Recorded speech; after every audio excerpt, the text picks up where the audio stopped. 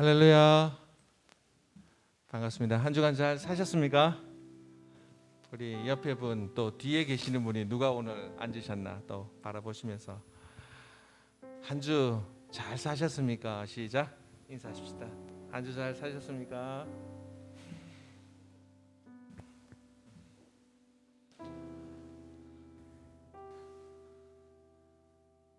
한 해 시작한 지 벌써 2주째 지금 들어왔습니다. 정말 빠른 것 같아요. 그럼에도 불구하고 우리 하나님 여전히 우리와 함께 하신 줄 믿으십니까? 아멘. 이 한 해뿐 아니라 영영이 우리와 함께 하실 것에 대한 그 믿음 우리가 저버리지 말고 끝까지 그분과 함께 나갔으면 좋겠습니다. 기도하십시다. 하나님 아버지, 오늘도 주의 품에 우리를 품으시사 이 은혜의 자리, 복된 자리, 생명의 양식을 듣는 이 귀한 자리로 우리를 보내주신 것 감사합니다. 세상에 저 암울하고 흉흉한 저 파도를 바라보지 않게 하여 주시고 오직 살아가신 예수 그리스도 주님만을 바라보며 살아가는 저희들 될 수 있도록 주의 은혜를 다하여 주옵소서. 오늘도 모든 찬양, 이 경배와 예배를 주님 받아 주옵소서. 예수님 이름으로 기도하옵나이다. 아멘.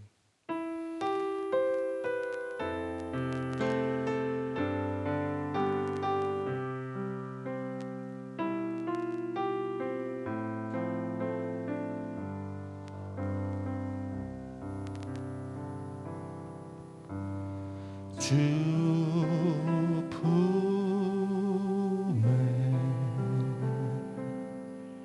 품으소서.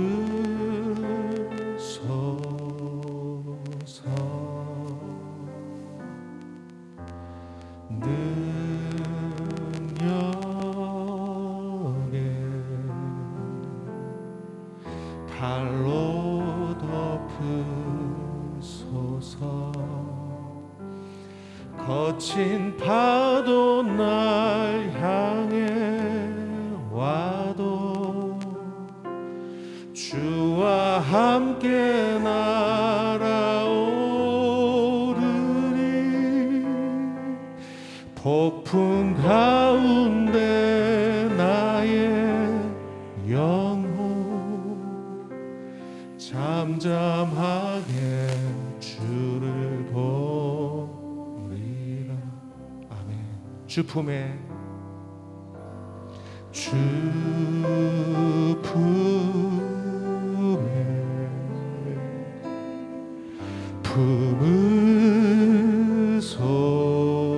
품으소서.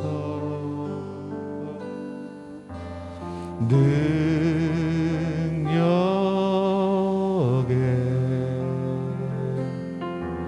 발로 덮으소서.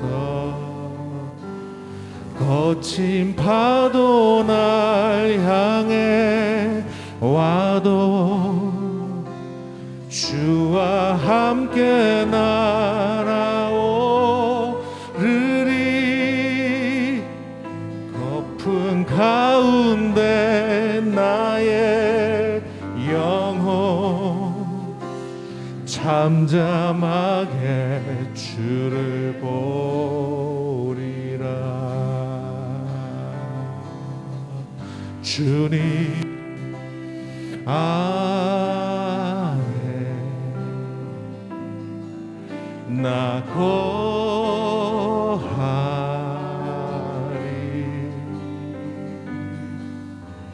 주 능력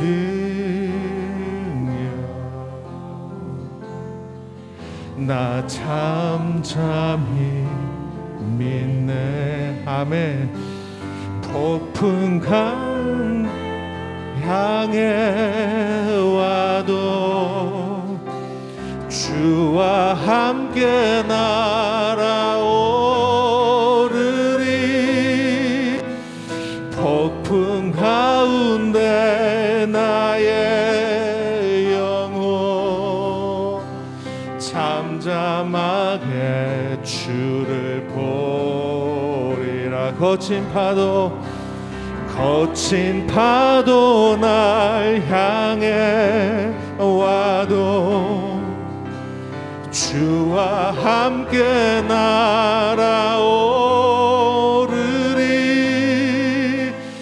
폭풍 가운데 나의 영혼 잠잠하게 주를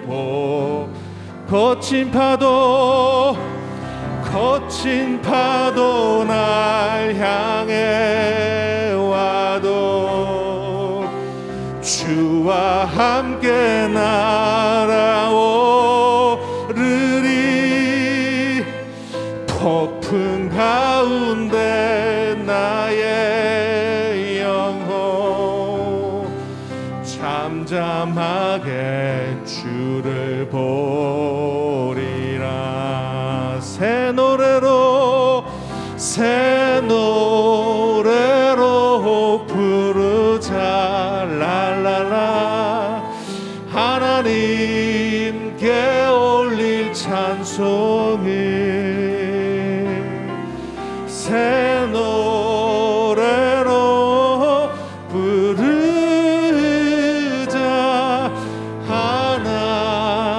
하나님 사랑을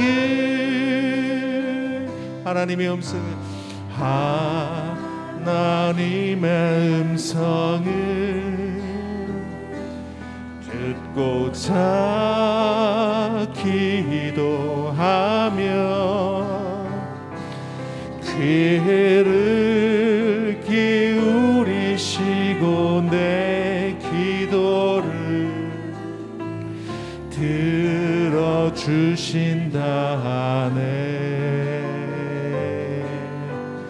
깊은 웅덩이와 수렁에서 끌어주시고 아멘. 나의 발을 반석 위에 세우시사 나를 튼튼히 하셨네.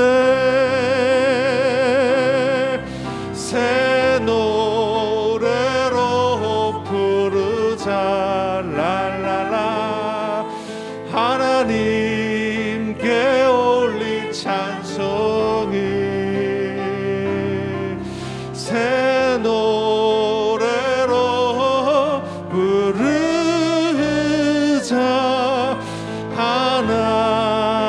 하나님 사랑을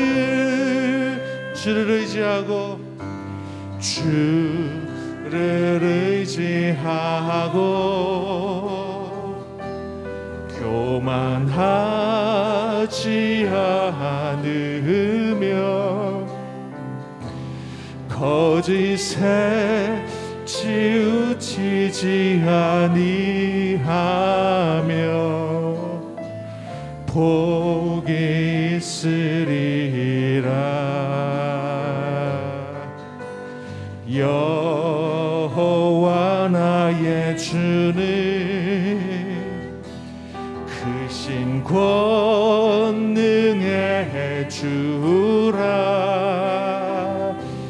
그의 크신 권능으로 우리들을 사랑하여 주시네.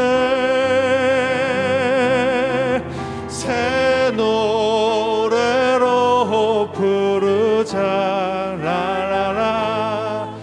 하나님께 올릴 찬송을 새 노래로 부르자. 하나님 다같이 일어나셔서 새 노래로 부르자. 새 노래로 부르자. 랄랄라. 하나님께 올릴 찬송을 새 노래로 부르자.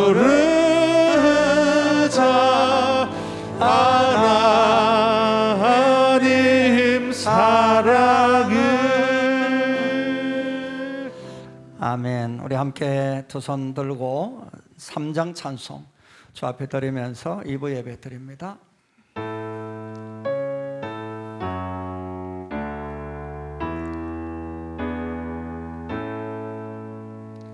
성부 성자와 성령 찬송과 영광 돌려보내세 대처로 지금까지 또 영원 무궁토록 성삼위께 영광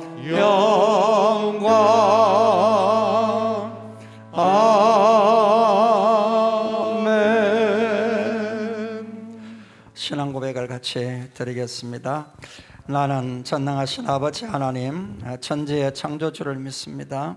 나는 그의 유일하신 아들 우리 주 예수 그리스도를 믿습니다. 그는 성령으로 잉태되어 동정녀 마리아에게서 나시고 본디오 빌라도에게 고난을 받아 십자가에 못 박혀 죽으시고 장사된 지 사흘 만에 죽은 자 가운데서 다시 살아나셨으며 하늘에 오르시어 전능하신 아버지 하나님 우편에 앉아 계시다가 살아있는 자와 죽은 자를 심판하러 오십니다. 나는 성령을 믿으며 거룩한 공교회와 성도의 교제와 죄를 용서받는 것과 몸의 부활과 영생을 믿습니다. 아멘. 아멘. 우리 사제와 헌신의 기도를 마음뜻 한 목소리로 주 앞에 드리겠습니다. 같이 기도드립니다. 우리 아버지 하나님의 크신 은혜와 사랑을 감사합니다. 오늘도 예배자로 우리를 부르셔서 주 앞에 나오게 하셨습니다. 우리의 허물과 부족을 십자가에서 고소하신 주의 은혜를 믿고 주를 영접함으로 이제 새 창조자가 되어 하나님 앞에 영광을 돌립니다. 그는 우리가 일주일 동안의 삶을 돌아볼 때에 정말 허물과 부족과 말씀의 불순종함을 고백합니다. 주의 도우심에 함께 하셔서 예배자로 합당하게 서는 귀한 시간이 되도록 십자가 구속의 은혜를 베풀어 주시고 아버지 하나님의 사랑과 긍휼하심과 자비하심으로 우리를 용납하시고 받아 주시옵소서. 주님 이름으로 빕니다. 그러므로 이제 그리스도 예수 안에 있는 자에게는 결코 정죄함이 없나니 이는 그리스도 예수 안에 있는 생명의 성령의 법이 죄와 사망의 법에서 하였습니다. 아멘. 아멘. 자리에 앉으시겠습니다. 28장 찬송 같이 합니다.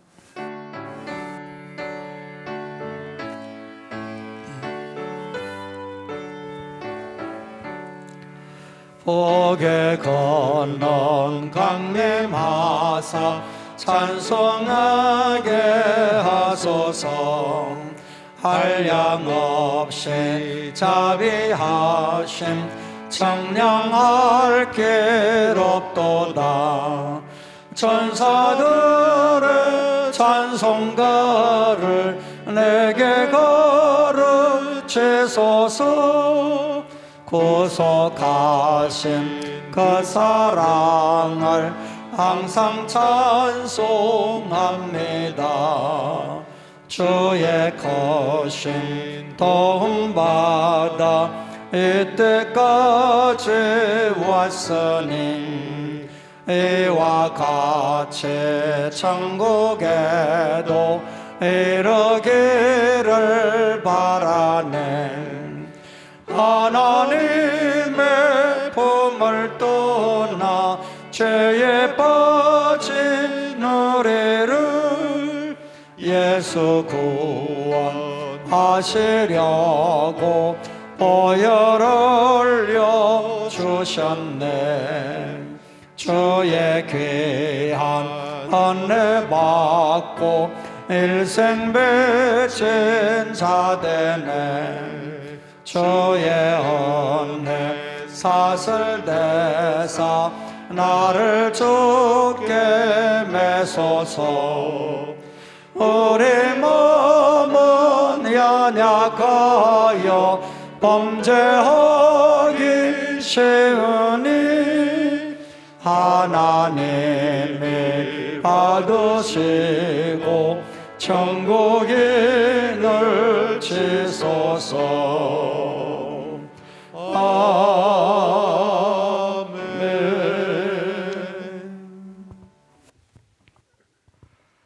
자비로우시고 거룩하신 하나님 아버지, 2022년 새해에도 하나님의 주권적인 은혜로 구원받은 저희들을 예배자로 서게 하심을 감사드립니다.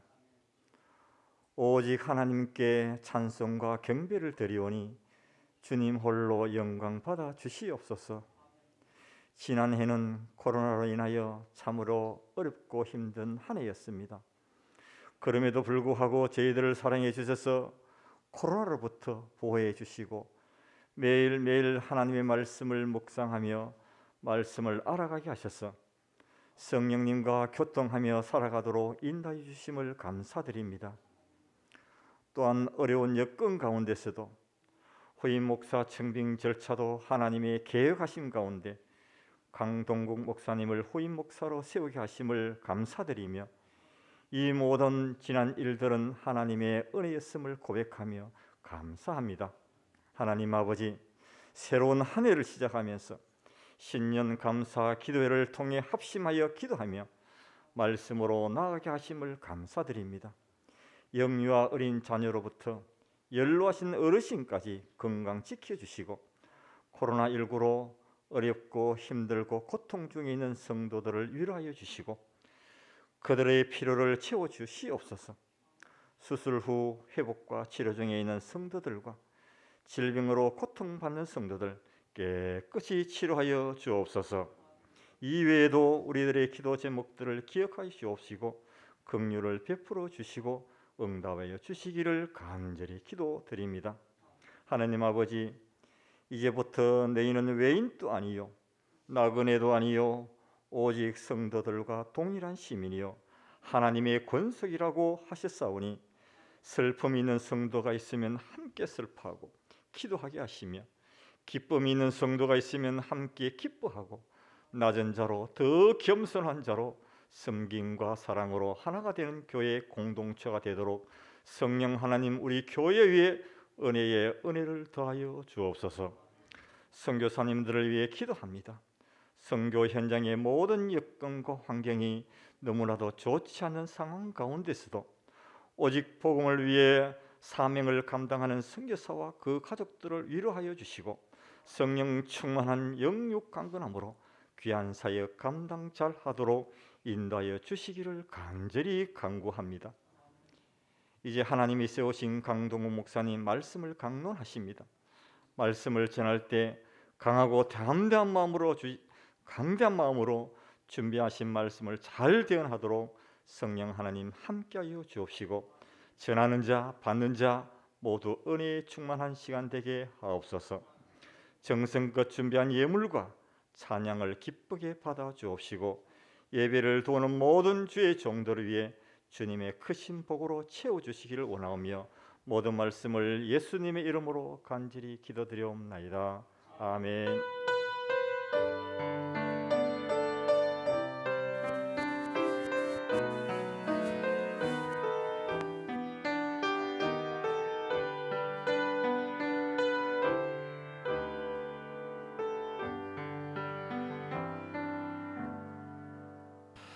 네, 우리 50장 찬송하며 헌금 봉헌합니다.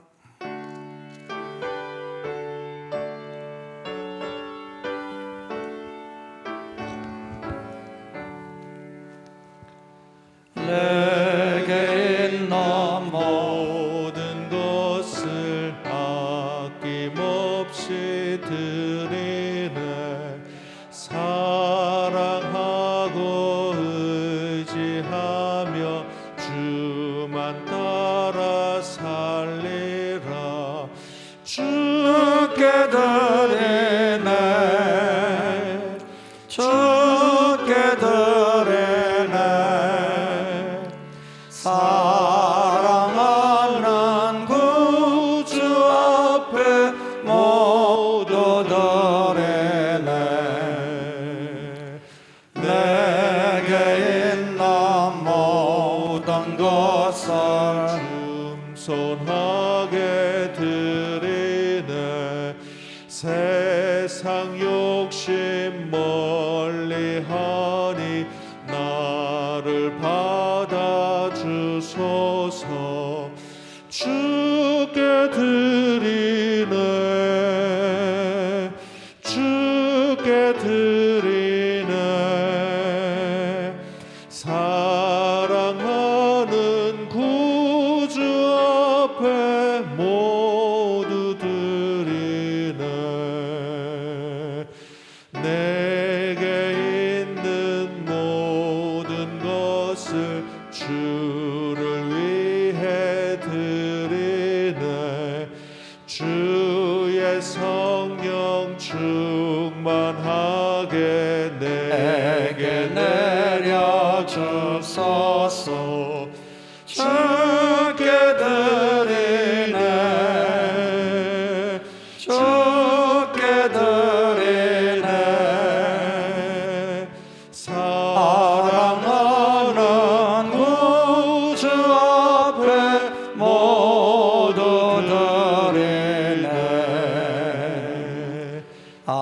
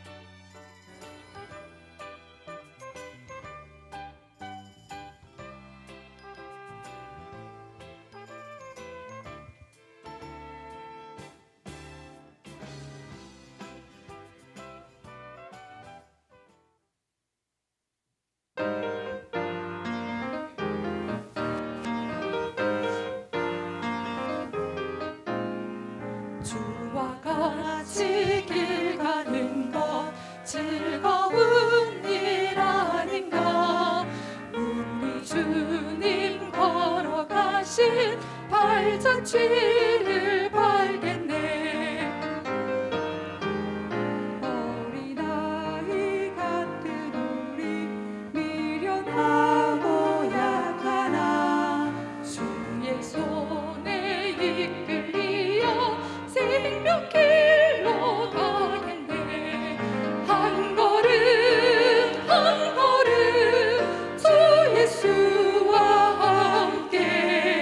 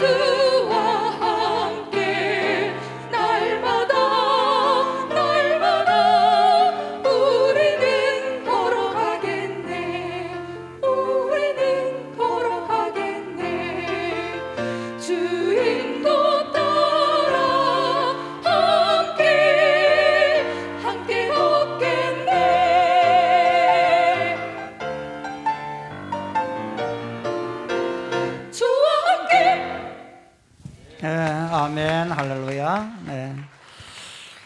네, 감사드립니다. 오늘 전하는 말씀 교독합니다. 요한복음 1장 19절부터 28절까지 교독하겠습니다. 요한복음 1장 19절부터 28절까지입니다. 유대인들이 예루살렘에서 제사장들과 레위인들을 요한에게 보내어 네가 누구냐 물을 때 요한의 정언이 이러하니라.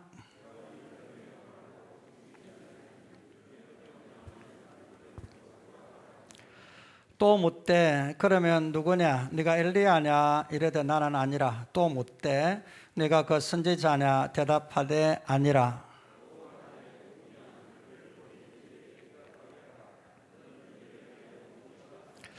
이르되 나는 선지자 이사야의 말과 같이 주의 길을 곧게 하라고 광야에서 외치는 자의 소리로라 하니라.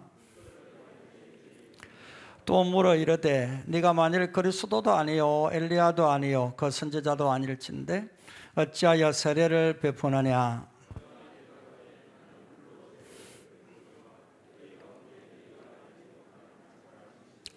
곧 내 뒤에 오시는 그이라. 나는 그의 신발끈을 풀기도 감당하지 못하겠노라 하더라.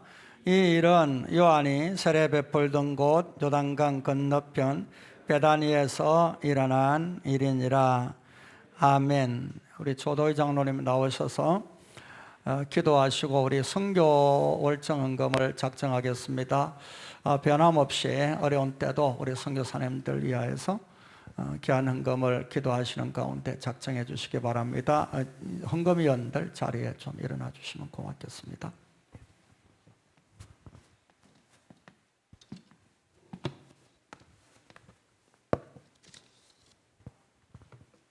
기도드리겠습니다.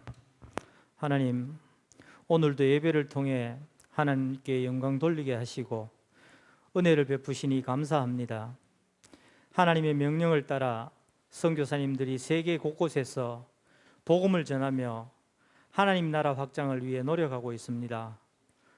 코로나 팬데믹으로 참으로 어려운 환경에서 그리고 그런 어려운 여건에서 복음의 씨앗을 뿌리는 선교사님들과 그 가족들을 기억하시며 주의 날개 아래 늘 보호해 주옵소서.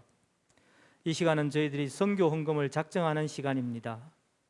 우리가 직접 선교지로 나가 선교하지는 못하지만 기도와 물질과 관심으로 성원하며 협력하게 하시고 이 협력에 힘입어 선교사님들이 선교 활동을 하는데 부족함이 없도록 늘 도와주옵소서. 인식한 마음이 없이 오직 기쁜 마음으로만 선교 헌금을 작정하게 하시며 헌금하는 손길들에 하나님께서 약속하신 복을 베풀어 주시기를 간구하오며 예수님의 거룩하신 이름으로 기도드리옵나이다. 아멘.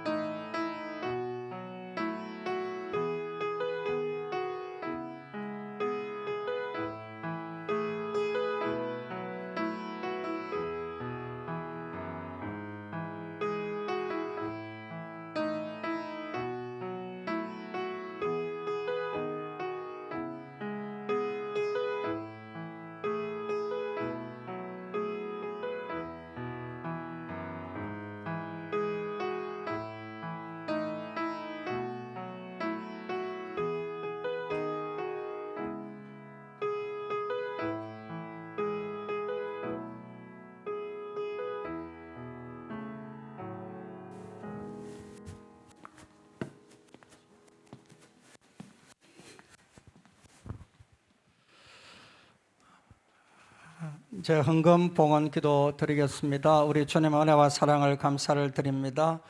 오늘 또 주의 날을 우리에게 허락하시고 주 앞에 나올 때 정성껏 주일 헌금 예물을 준비케 하심을 감사합니다. 준비되어 주 앞에 드린 예물을 받으시고 예배의 은혜를 베풀어 주시며 말씀의 은혜를 베풀어 주시옵기 원합니다. 또한 범사에 감사하여 드리는 바를 따라 주의 은혜가 함께 하옵소서. 하나님 지켜주시고 또 깨달음도 주셔서 무한 감사합니다. 수술로 회복 중에 있는 며느리와 딸의 상처를 깨끗하게 치료해 주옵소서. 선한 인도하심을 감사합니다.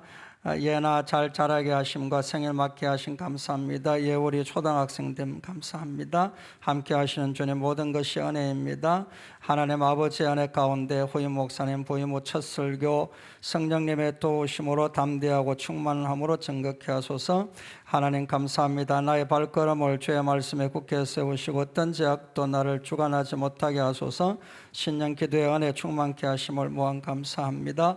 올 한 해도 우리 가족 모두 항상 지켜주세요. 주 앞에 간구하며 우리 주 앞에 간구한 감사 제목에 복의 복을 내리시옵기를 원합니다.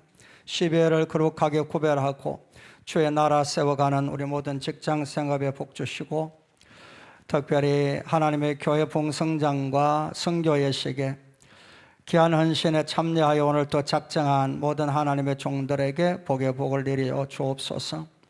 또한 아울러 이웃을 향하여 나눔을 갖는 우리 모든 하나님의 사람들에게도 동일한 은혜 베풀어 주시기를 간절히 원하옵고 비옵니다. 크신 은혜가 오늘 또 함께 하시며 말씀에도 크신 복을 베풀어 주옵소서. 예수님 귀하신 이름으로 축복하며 감사 기도 드리옵나이다. 아멘. 광고가 이제 소리가 나지 않아서 좀 불편했습니다. 그리고 오늘 예배는 우리 강동국 목사님 부임하셔서 처음 설교하는 주일이기 때문에 제가 2부, 3부 예배 사이를 인도하기에 여러분이 좀 어색하게 여겨질 수도 있습니다. 기도해 주시기를 바라고 주보에 이제 원로 추대 이정현 목사 원로 추대 및 강동국 목사 청빙과 유임에 대한 일정 계획이 우리 당의 일정 협의로 결정이 되어져 있으니까 여러분 살펴주셔서 주 안에서 모든 일이 은혜 가운데 잘 진행될 수 있도록 기도와 협력해 주시면 감사를 드리겠습니다. 이제 하나님의 크신 은혜가 함께할 줄 믿고 강구를 드립니다. 이제 우리 곁에 계신 분 주 안에서 반갑게 인사 나누겠습니다. 네.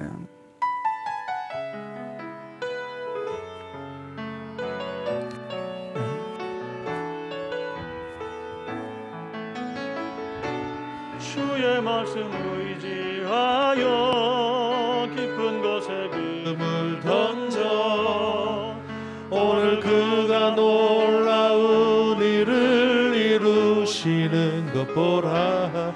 주의 말씀 의지하여 믿음으로 금을 던져 믿는 자에게 능치 못함 없네.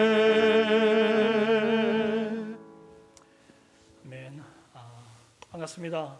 오늘 귀한 삼성교회에서 오늘 첫 설교를 여러분과 함께 나눌 수 있게 된 것을 너무 감사하게 생각하고 또 존경하는 우리 이정인 목사님 또 많은 성도님들과 강단에서 이렇게 대면하게 됨을 감사하게 생각합니다. 또 하나님께 영광을 드립니다. 오늘 함께 나누는 말씀의 제목은 겸손한 증인이라는 제목입니다. 요한이 요한복음에서 전하고 싶은 예수님은 하나님이신 예수님입니다. 예수님은 태초에 말씀으로 계셨고 만물을 창조하셨고 참빛이고 생명이십니다. 요한복음 1장에서 12장까지 등장하는 7가지 기적 사건들은 인간으로서는 도저히 불가능한 일들을 행하심으로써 예수님의 전방위적인 그런 초월적 능력을 부각시키시고 예수님만이 참 하나님의 아들이심을 확고히 하기 위한 의도를 가지고 기록이 된 겁니다. 물이 포도주로 변화된 그런 사건은 사물의 질을 초월하신 예수님을, 또 오병이어로 5,000명을 먹이고 12광줄이 가득 거두게 된 사건은 사물의 양을 초월하신 예수님을, 왕의 신하의 아들을 직접 찾아가지 않고 말씀만으로 변화시키신, 그 회복시키신 사건은 공간을 초월하신 예수님을, 또 38년 된 병자를 고치신 사건은 시간을 초월하신 예수님, 물리를 걸어오신 사건은 자연 법칙을 초월하신 예수님, 날 때부터 소경된 자를 고치신 사건은 운명을 초월하신 예수님, 죽은 지 나흘 된 나사로를 살리신 사건은 죽음을 초월하신 예수님을 나타내심으로써 예수님이 참된 하나님의 아들이심을 드러냈습니다. 요한이 말하는 예수님은 분명 하나님이신 예수님입니다. 예, 맞습니다. 그런데 동시에 또 하나 더 얘기하고 싶은 게 있는데 겸손의 왕이신 예수님입니다. 왜냐하니 인간 세상의 모든 법칙을 초월하시는 하나님이 정말 하나님의 본체이시면서 하나님과 동등하신 분이 그 동등됨을 취할 것으로 여기지 않고 종의 형상을 입고 시간과 공간의 제약을 받는 육신의 몸을 입고 성육신을 하셨으니 얼마나 겸손하십니까? 게다가 세상이 몰라줬어요. 세상만 몰라준 게 아니라 자기 백성들도 몰라줬습니다. 일방적인 사랑을 가지고 그럼에도 불구하고 찾아오신 예수님, 보좌를 버리고 말구유에 임하시고 수려한 말을 버리고 나귀의 등을 타고 예루살렘에 입성하신 예수님이셨습니다. 그래서 마태복음 21장 5절에 보면 내 왕이 내게 임하나니 그는 겸손하여 나귀 곧 멍에 매는 짐승의 새끼를 탔도다 그래요.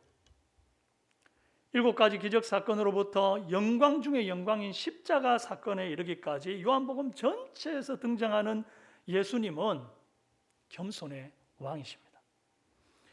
오늘은 예수님의 성육신 사건 속에 이어서 처음으로 등장하는 인물인 세례 요한을 통해 이 겸손의 왕 예수님을 따르는 겸손한 증인의 자세를 좀 살펴보고자 합니다.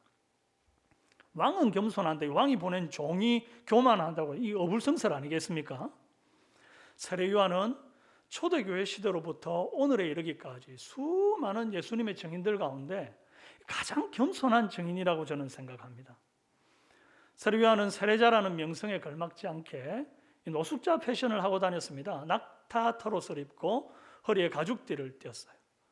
또 식단도 참 검소한데 보통 최소 사람들이 이제 밥 먹을 때 밥국, 김치, 일식 3찬은 먹지 않습니까? 그런데 세례 요한은 메뚜기와 석청, 일식 2찬 먹었습니다.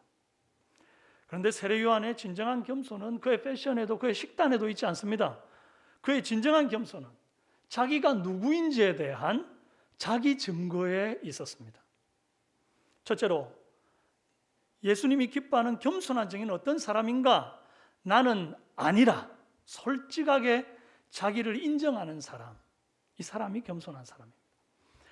세례 요한은 어릴 때부터 SNF파가 되어서 광야에 나가 살았습니다.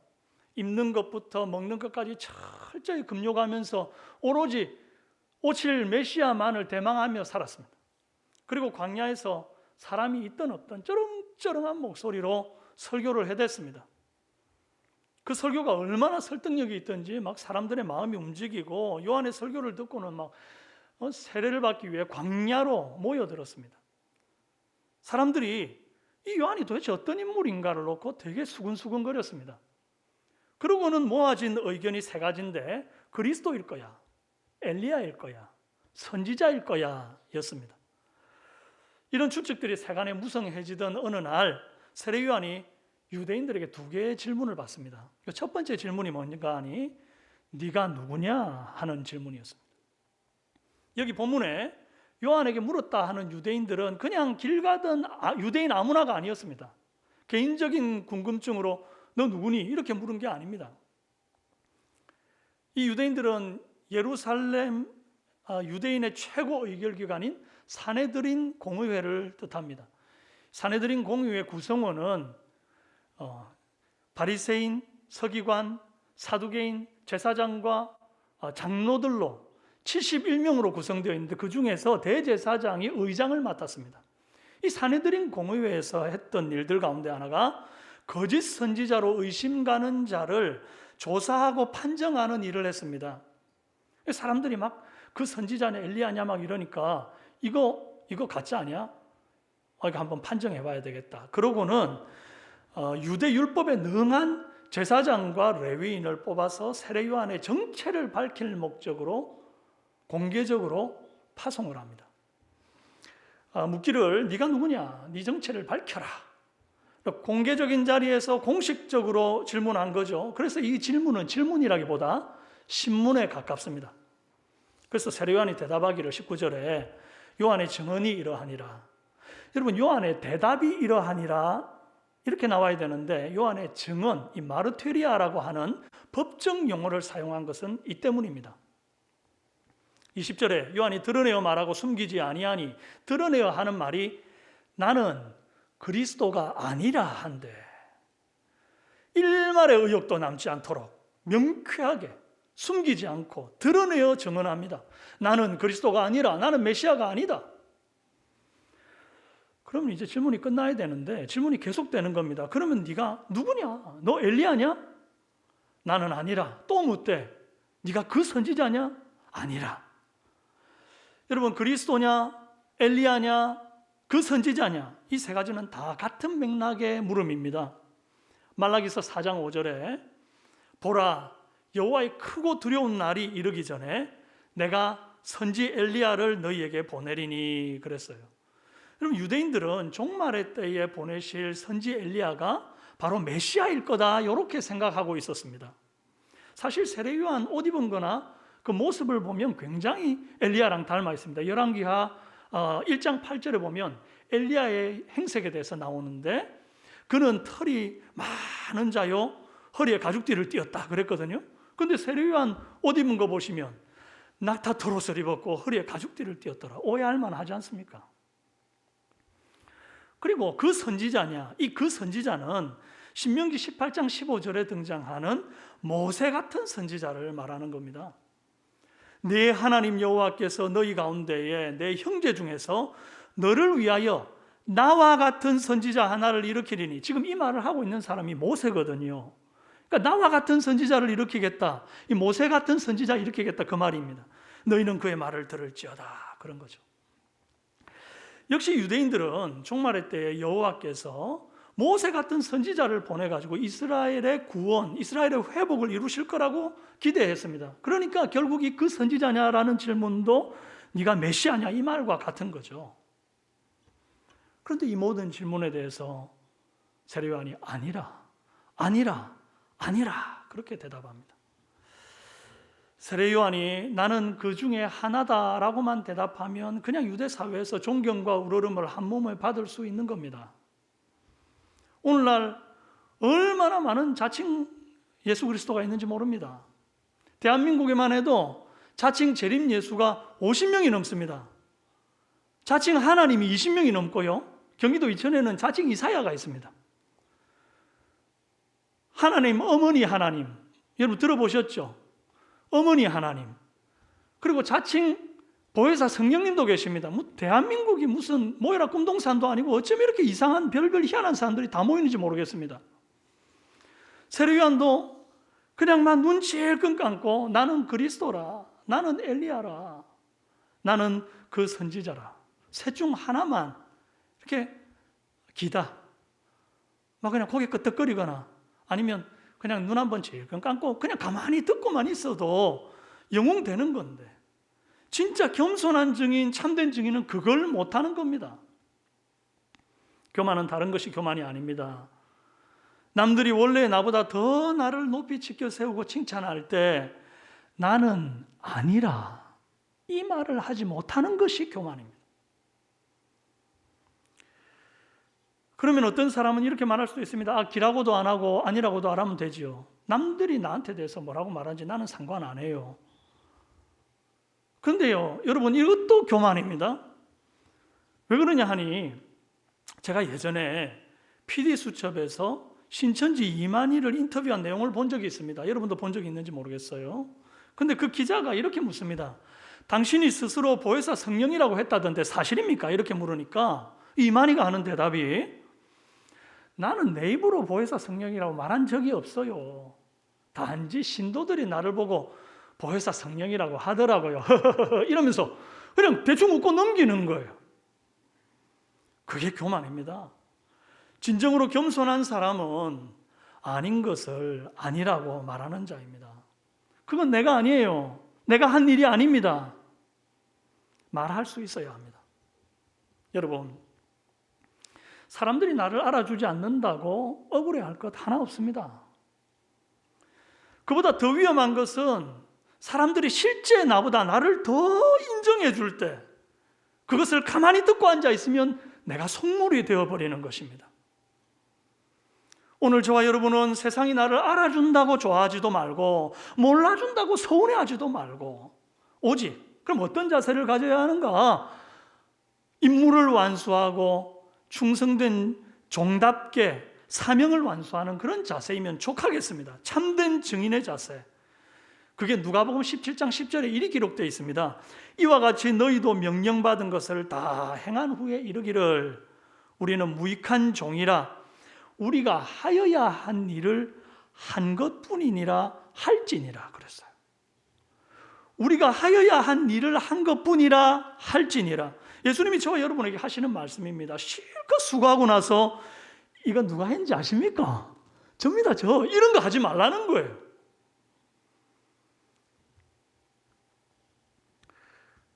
하여야 한 일을 한 것뿐이라 할지니라. 이게 우리 주님이 하신 말씀입니다. 우리 좌우를 보고 연습 한번 합시다. 해야 할 일을 했을 뿐입니다. 예, 제가 아니라 주님이 하셨습니다. 네, 아닌 것을 아니라 솔직하게 말할 수 있는 사람이 바로 겸손한 증인의 첫 번째 자세입니다. 주님이 기뻐하는 겸손한 증인은 두 번째로 나는 소리라 자기 정체성을 확립한 사람입니다. 세례 요한이 받은 두 가지 질문 중 남은 하나의 질문은 22절에 그러면 너는 너에 대해서 뭐라고 하느냐라는 질문입니다. 요한이 대답하되 나는 주의 길을 곧게 하라고 광야에서 외치는 자의 소리로라 그렇게 얘기합니다. 세례 요한은 자신의 존재 목적을 주의 길을 곧게 예비하는 광야의 소리다 이렇게 말합니다. 우리가 여기서 먼저 생각해 봐야 할 것은 이사야의 말과 같이 주의 길을 곧게 하라고 하는 말입니다. 이사야가 도대체 뭐라고 말했길래 주의 길을 이사야의 말과 같이 곧게 해야 하나요? 이사야서 40장 3절에서 5절 말씀해 보면 외치는 자의 소리여 이르되 너희는 광야에서 여호와의 길을 예비하라. 사막에서 우리 하나님의 대로를 평탄하게 하라. 골짜기마다 도두어지며 산마다 언덕마다 낮아지며 고르지 아니한 곳이 평탄하게 되며 험한 곳이 평지가 될 것이요 여호와의 영광이 나타나고 모든 육체가 그것을 함께 보리라. 이는 여호와의 입이 말씀하셨느니라 그랬습니다. 구약에서 산이 평지가 되고 골짜기가 메워지는 이런 그림은 이스라엘 사회 안에 하나님의 정의가 실현되는 것을 뜻합니다. 산은 권력을 쥐고 높은 곳에서 불의하게 휘두르는 인간의 교만을 뜻하고 계곡은 그 권력자들의 횡포에 당해가지고 억압당하고 정말 그래서 땅바닥 인생도 모자라서 그 땅으로 뚫고 들어가 골짜기보다 비참한 그런 멸시와 천대를 받는 그런 상처받은 사람들을 뜻하는 겁니다. 주님이 오실 길을 예배한다는 것은 그냥 나 하나 신앙생활 잘한다고 되는 게 아니라는 겁니다.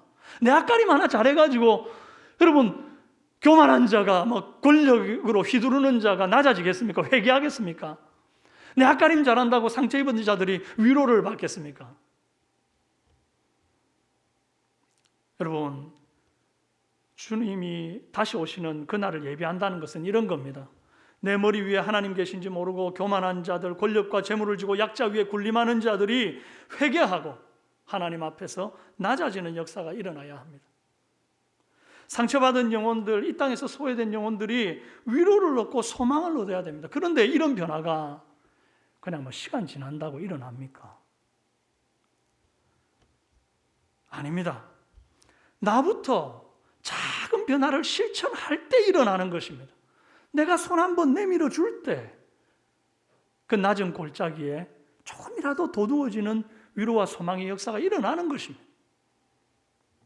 사람들은 누구나 자기 살 길 고민하고 자기 앞길 개척하려고 노력합니다. 누구보다 내가 먼저 대로를 뚫고 봐야지 그 다음에 남들을 돌아보든 말든 하지. 다들 그리 생각합니다. 순서를 그렇게 해요. 그래서 요즘은 뭐 내 인생에 태클을 걸지 말라는 노래가 히트를 치는 세상을 우리가 살고 있지 않습니까? 모든 사람이 자기 길을 곧게 하려고 노력하는 세상에서 오늘 우리 성도들은 내 길이 아니라 주의 길을 예비하라고 특별히 부름받은 사람입니다. 조성시대에 이 한성판윤이라고 하는 서울 시장에 해당되는 높은 벼슬이 있었습니다.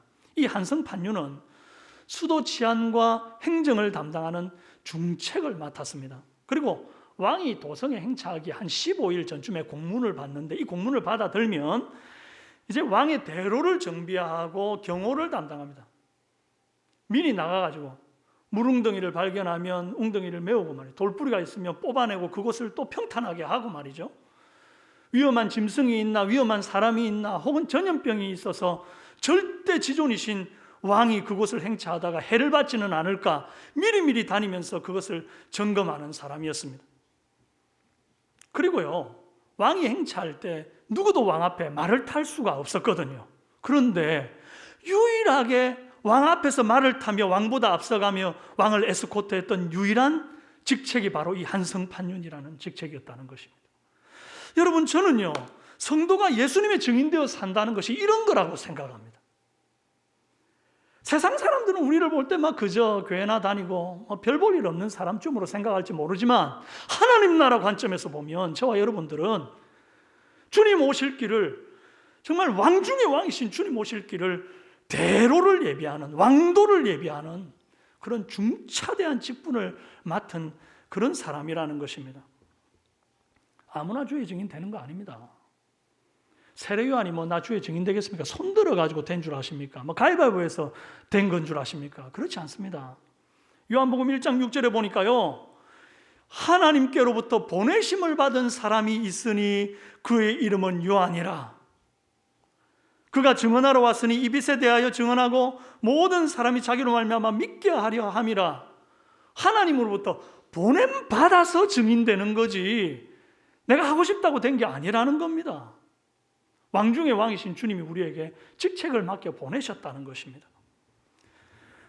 여러분, 세례요한만 예수님의 증인으로 보냄받은 게 아닙니다.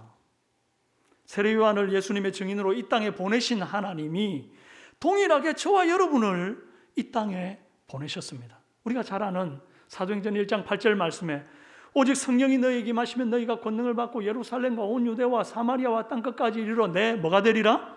증인이 되리라 하시니라. 세례요한은 하나님으로부터 보냄을 받아서 예수 그리스도의 초림으로 오실 길을 예비한 자라면 이제 저와 여러분은 만왕의 왕이신 예수님께로부터 보내심을 받아서 예수님의 재림의 오실 길을 예비하는 자로 보내심을 받은 증인들인 것입니다. 사명이 다르지 않습니다. 세례요한이 원래 대단한 사람이니까 그렇지 그게 아닙니다. 동일한 사명을 받은 줄로 믿으시기 바랍니다. 모쪼록 저와 여러분은 위대한 일은 못할지라도 막 위에 계신 하나님 두려워하면서 겸손히 정말 약한 자를 돌아보고 소외된 자들에게 손 내밀어주는 이 작은 실천으로 우리 주님 오실 길을 조금이라도 평탄하게 하는 데 앞장서는 은혜의 길을 주님의 이름으로 축원합니다. 다음으로 생각해 보아야 할 것은 주의 길을 곧게 하기는 하는데 왜 하필 소리냐는 것입니다.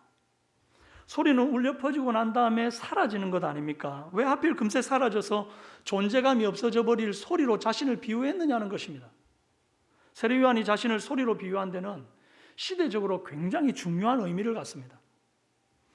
구약시대 하나님은 자신의 뜻과 구원의 계획 같은 것들을 선지자들을 통해서 계속 말씀하셨습니다. 히브리서 1장 1절 2절 말씀에 옛적에 선지자들을 통하여 여러 부분과 여러 모양으로 우리 조상들에게 말씀하신 하나님이 이 모든 날 마지막에는 아들을 통하여 우리에게 말씀하셨다 그랬습니다. 여러분, 그렇게 많은 선지자들을 통해서 옛적의 구약시대로부터 시작해서 수없이 많이 백성들에게 회개를 촉구하기도 하고 당신의 뜻을 계시하셨습니다. 그런데 백성들이 하나님의 말씀을 무시하고 귓등으로 들었습니다. 말귀를 못 알아들었습니다. 그래서 구약시대로부터 신약시대로 넘어오는 그 400년이라고 하는 긴 세월 동안 하나님이 아예 침묵해 버리십니다. 선지자들을 통해서도 말씀하지 않으셨어요. 어떤 예언도 어떤 계시도 없었습니다. 그래서 그 기간을 침묵기 혹은 암흑기라고 부르지 않습니까? 말씀으로 빛으로 오신 하나님의 본체이신 예수님을 세상이 몰라줬습니다. 세상만 몰라주면 다행인데 자기 백성도 몰라줬습니다. 그런데 유일하게 알아본 자가 하나가 있어요. 바로 세례 요한입니다. 그래서 하나님께서 세례 요한을 통하여 드디어 침묵을 깨고 말씀을 시작하십니다. 회개하라! 여러분, 이 세례 요한을 통해서 외치는 이 소리, 회개의 소리는요, 400년의 침묵을 깨고 암흑 가운데 다시금 빛을 던지시는 하나님의 목소리와도 같은 것이었습니다. 그러나 제가 여러분에게 지금 드리고 싶은 말은 이것입니다. 아무리 특별한 소리라도 소리는 소리일 뿐이라는 것입니다. 그 이상도 그 이하도 아니에요. 소리가 뭡니까? 메시지를 전달하고 나면 허공으로 다 사라지는 겁니다. 세례 요한은요, 모든 박수와 영광은 예수님이 홀로 독점하시도록 하고 자기는 소리다운 최후 정말 참수형을 당해서 그냥 그렇게 사라지고 말았습니다. 그런데 이거 세상적으로 볼 때 여러분 너무 미련해 보이지 않습니까? 아니, 겸손한 증인으로 살았던 보상이 이렇게 허무하고 비참하다면 누가 그 뒤를 따를 겁니까? 솔직히 요즘 세상에서 겸손해가지고 덕볼 일이 뭐가 있을까요? 아니 오히려 남들보다 더 능력이 있고 말이죠, 특별한 성과를 거두고 실적을 높인 사람들이 보너스를 더 받아도 더 받고 무슨 상금이나 영광을 받든지 할 것 아닙니까? 여러분, 요즘 TV에 보면 오디션 프로그램으로 도배가 되어 있습니다. 미스 트롯, 미스터 트롯, 국악, 무명가수전, 힙합, 댄스, 온갖 유해 장르에서 오디션들을 하는데요, 그들이 겸손하게 춤췄다고 상 받는 거 아니고 겸손하게 노래 불렀다고 상 받는 게 아니더라고요.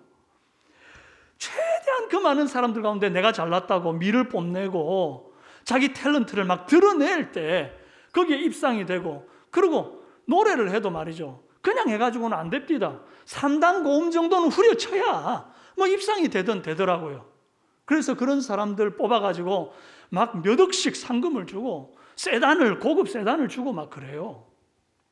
이게 세상 아닙니까? 겸손하게 했다고 상 주는 시대는 아닙니다. 겸손해봐야 이 세상에서 받을 거 별로 없어 보이는데, 그럼에도 불구하고 겸손의 왕 예수님을 닮아서 우리가 겸손한 증인이 되어야만 한다면, 그렇게 살았을 때 도대체 우리에게 하나님 주시는 보상이 뭘까? 너무 궁금하지 않아요?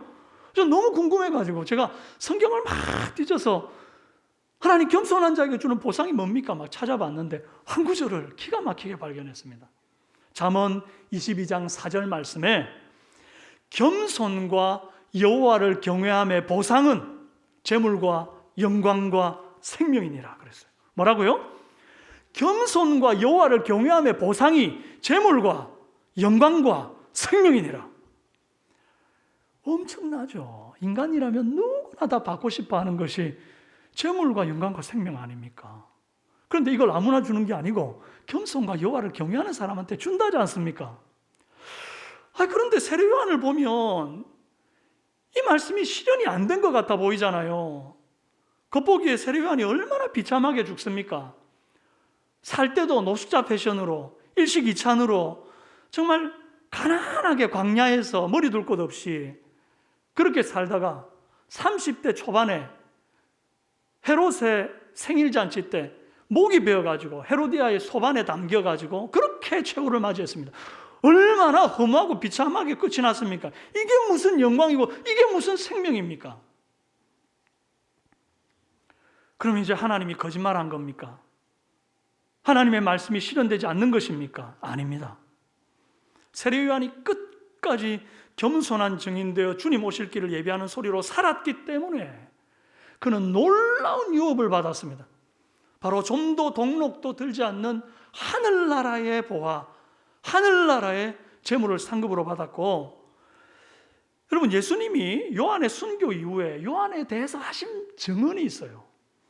마태복음 17장 12, 13절에 내가 너희에게 말하노니 엘리야가 이미 왔으되 사람들이 알지 못하고 임의로 대우하였도다. 인자도 이와 같이 그들에게 고난을 받으리라 하시니 그제서야 제자들이 예수께서 말씀하신 것이 세례 요한인 줄로 깨달으니라 그럽니다. 여러분, 내가 너희에게 말하는데 엘리야가 이미 왔는데 사람들이 깨닫지 못하고 임의로 죽여버렸다. 그런데 나도 그 사람들이 그렇게 한 것처럼 고난당해서 죽을 거다. 이 말 뜻이 뭔가 하니까요, 세례 요한의 삶과 죽음이 곧 내 삶과 죽음을 정확하게 비춘 거울과 같은 것이었다, 이런 평가인 것입니다. 앞선 선지자들 참 대단했죠. 하나님의 말씀을 고난 가운데서 증언하고 핍박을 받으면서도 증언하고 했죠. 그런데 그 삶 전체를 통틀어서 완전히 예수님처럼 정말 비슷한 시기에 나서 예수님보다 조금 앞서서 그렇게 머리 둘 곳 없이 지내다가 아무도 알아보지 못한 채 하나님이 보내신 선지자를 그렇게 죽인 그런 케이스. 그래서 마치 그 모습이 예수님과 닮아 있는 사람, 제일 닮은 사람은 세례 요한입니다. 세례 요한. 그래서 예수님이 세례 요한을 두고 뭐라 그랬냐니까, 여자가 낳은 자 중에 세례 요한보다 큰 자가 없도다, 그렇게 말합니다. 영광이죠, 영광. 온 인류 역사 여자가 낳은 자 중에 세례 요한보다 큰 자가 없다. 얼마나 큰 영광입니까? 그리고 마침내 생명 중에 생명인 영생을 얻었습니다. 우리가 겸손한 증인으로 살되 소리와 같이 살다가 조용히 영광은 주께만 돌리고 역사의 무대 뒤로 우리가 사라져도 되는 이유가 바로 이것 때문입니다. 오늘날 내가 무슨 일을 하면 꼭 대대로 이름 남기고 싶어하는 사람들이 있습니다. 그거 하나님 생각과 다릅니다. 하나님은 네 오른손이 한 일을 왼손이 모르게 하라 그랬습니다. 구제할 때도 외식하는 자가 사람에게서 영광을 받으려고 회당과 거리에서 하는 것 같이 너희 앞에 나팔을 불지 말라. 진실로 너희에게 이르노니 그들은 자기 상을 이미 받았느니라. 여러분, 나그네 인생 다 두고 주님 앞에 설 텐데 이 땅에 이름 남겨 뭐 할 겁니까? 박수 받아 뭐 할 겁니까? 내가 뭐 했다고 자꾸 나팔 불지 마라? 이게 주님의 단호한 명령입니다. 나팔 불지 마라. 그는 자기 상 이미 다 받았다. 그러므로 주님으로부터 증인으로 보냄받은 저와 여러분은 내 길 하며 살지 말고 주의 길 하며 살고, 또 이름도 빛도 없이 사라지는 소리 되어 우리 주님만 빛나게 하는 충성된 주님 종 되시기를 주님 이름으로 축원합니다. 주님이 기뻐하시는 겸손한 증인은 셋째로 광야를 떠나지 않고 자기 자리를 지키는 사람입니다. 세례 요한은 자기 자신을 두고 말하기를 나는 광야에서 외치는 자의 소리로라 그랬습니다. 왜 하필 광야에서 외치는 자의 소리죠? 도심지에서 외치는 자의 소리 되면 안 됩니까?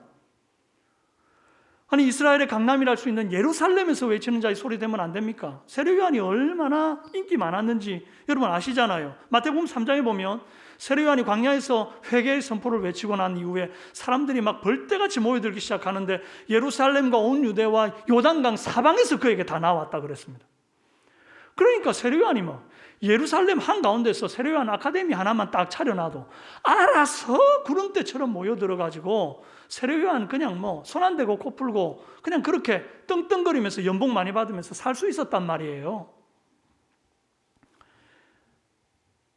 기왕 소리되어 살 것 같으면 전국 순회 공연하는 소리, 동남아 순회 공연하는 소리로 살다가 가도 될 텐데 왜 죽으나 사나 광야만을 고집하는 소리일까요? 광야가 좋아서요? 아닙니다. 하나님 말씀에 순종하기 위해서였습니다. 23절에 요한이 이렇게 고백했지 않습니까? 나는 선지자 이사야의 말과 같이 주의 길을 곧게 하라고 광야에서 외치는 자의 소리로라. 다시 말하면 나는 선지자 이사야를 통해 선포된 하나님의 말씀과 같이 사는 자라, 그 말이에요. 이사야서 40장 3절이 이렇게 말합니다. 외치는 자의 소리가 가로되 너희는 광야에서 여호와의 길을 예비하라, 사막에서 우리 하나님의 대로를 평탄하게 하라, 이렇게 예언했는데요. 세례요한은 그 말씀이 자기를 두고 한 예언이라는 것을 성령으로 깨닫고 난 이후에, 그도 30대 혈기왕성한 청년이고 하고 싶은 것도 많고 누리고 싶은 것도 많았을 텐데 철저하게 자기 자신의 욕망을 꺾고 말씀에 순종하여 광야로 나아갔던 것입니다. 만약에 이사야의 예언이 도시에서 외치는 자의 소리여 가로되 그랬다면 세례요한은 도시 목회했을 겁니다. 말씀에 순종해서. 여러분, 광야가 별 볼 일 없는 곳인 것은 세례요한도 알았습니다. 구멍가게 하나라도 여러분 목 좋은 곳에다가 자리 잡으려고 여러분 생각하지 않습니까? 그게 당연하다고 생각하지 않습니까? 여러분, 광야에 인가도 없어요, 친구도 없어요, 융업소도 없어요, 잠자리도 좋지 않아요. 불뱀과 정갈이 득실되니까 위험하기도 해요. 처음에 요한이 광야에서 회개를 외칠 때 사람이 별로 안 다니니 누가 이 회개를 들어줄 만한 사람은 있었겠습니까? 요단강에 목축이로 오는 몇 사람들이 세례 요한의 설교를 듣고 감동이 되고 세례를 받았습니다. 그러고는 여기저기에 가서 야, 내가 대단한 메시지를 들었다, 너도 한번 와서 들어봐라, 이렇게 입소문을 타고 사람들이 모인 것 아니겠습니까? 그 광야 때 앞에서 마이크도 없어요, 확성기도 없어요.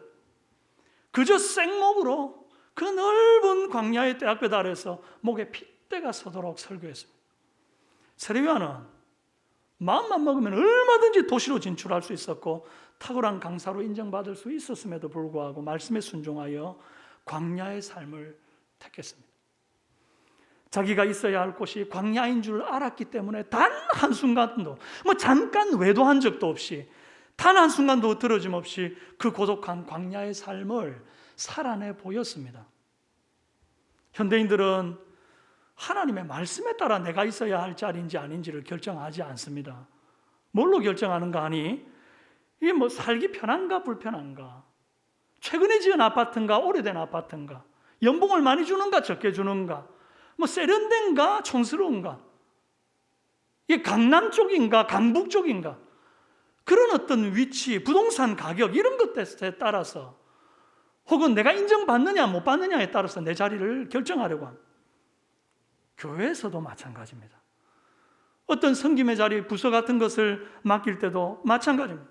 여러분, 제가 지금이야 목사가 돼서 여러분 앞에 이렇게 서서 설교를 하고 있지만 제 고등학교 2학년 때 참 지금 생각하면 낯이 뜨거운 일이 있었습니다.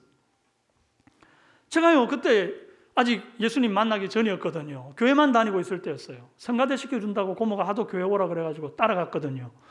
고모님이 저한테 너 헌금 내라고 돈 500원을 주면요, 그걸 제가 호주머니 안에 딱 집어넣고 헌금할 때 빈손을 집어넣고 빼는 겁니다. 그리고 그 500원을 가지고 예배 마치고 나가면서 오락실에 가고 남은 돈으로 떡볶이 사 먹었습니다. 참 솔직하게 제가 지금 고백합니다. 근데 그 정도만 했어도 다행인데 크리스마스 때 말이죠, 이 성탄 성극 연습한다고 앞에 다들 청년 누나들 우리 학생애들 다 노력하고 있으니 애쓰고 있을 때 저 혼자 기타 들고 뒤에 앉아가지고 이 변진섭의 새들처럼 얼마나 크게 고래고래 가음을 지르면서 노래를 불렀는지 모릅니다. 그랬더니 하도 정말 듣다 못 견뎌가지고 그 성극을 인도하던 누나가 펑펑 울었습니다. 여러분, 눈빛이 내 그럴 줄 알았다 이런 표정으로 저를 보고 계신데, 여러분 오해하지 마십시오. 잠깐, 그때 원래 그런 시대 아닙니다. 잠깐 그랬습니다. 잠깐. 그랬던 저를 포기하지 않은 분이 하나님과 주일학교 선생님들이었습니다. 너무 고맙습니다. 그분이 포기했으면 내가 이 자리에 있겠습니까? 그럼 광야입니다, 광야. 근데 주일학교만 광야입니까? 아닙니다. 남들이 알아주든 못 알아주든 막 칼바람 맞아가면서 주차 관리하시는 분들 뿐만 아니고 예전에 우리 코로나 이전에는 식사하고 식당 봉사하고 배식하고 끝나고 나면 자리 정리하고 주보 접고 온갖 일들로 우리 성도들이 다 섬김의 자리에 있지 않습니까? 각각의 처소에서 환경 탓, 이런저런 사람 탓하지 않고 말이죠, 묵묵히 주님의 말씀 붙들고 서서 사명 감당하는 종들 많습니다. 2022년 우리 삼성교회 사역별 봉사자 임명표를 보니 구석구석 섬기는 분들이 배치되어 있는데 참 감사합니다. 진정으로 겸손한 정의는 그곳이 어디든지 간에 좀 마음에 안 들어도 말이죠, 말씀에 순종하여 묵묵히 그 자리를 지키는 자입니다. 행여 여러분이 지금 광야와 같이 척박하고 촌스럽고 아무도 몰라주는 곳에 있습니까? 남들이 보든 안 보든 묵묵히 자기 있어야 할 곳에서 사명을 감당하는 여러분 되시기를 바랍니다.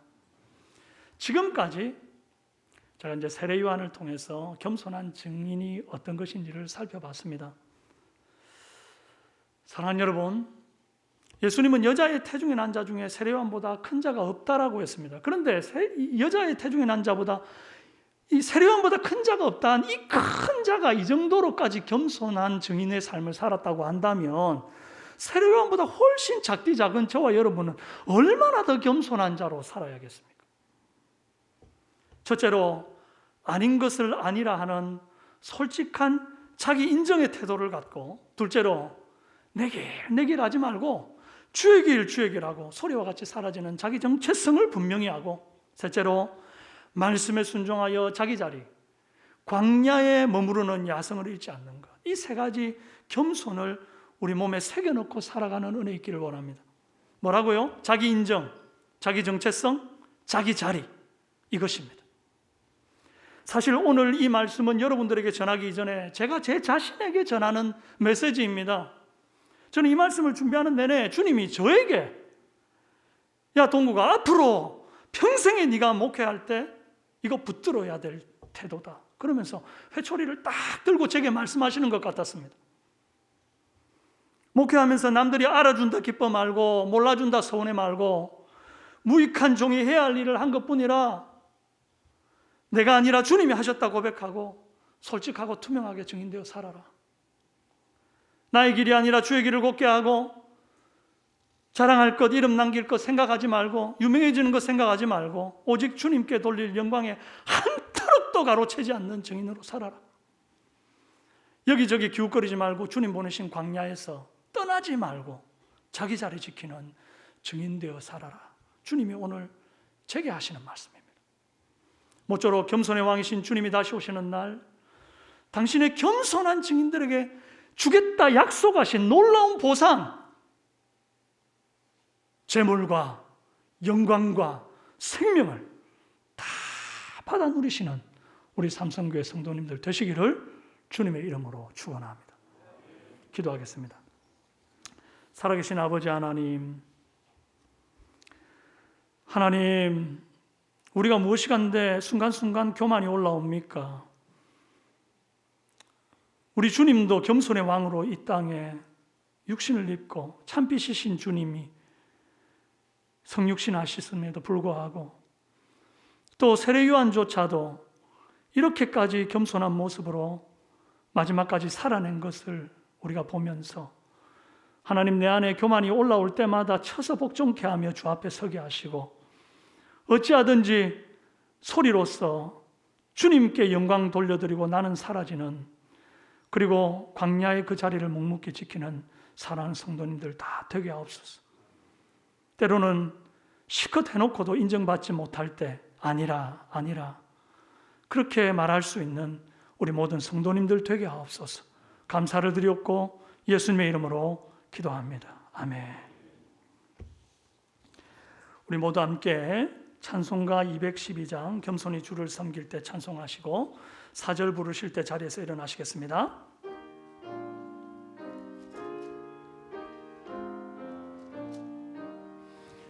겸손히 주를 섬길 때 괴로운 일이 많으나 구주연에게 임주사 잘 감당하게 하소서. 인자한 말을 가지고 사람을 감화시키며 갈 길을 잃은 무리를 잘 인도하게 하소서. 구주의 귀한 인내를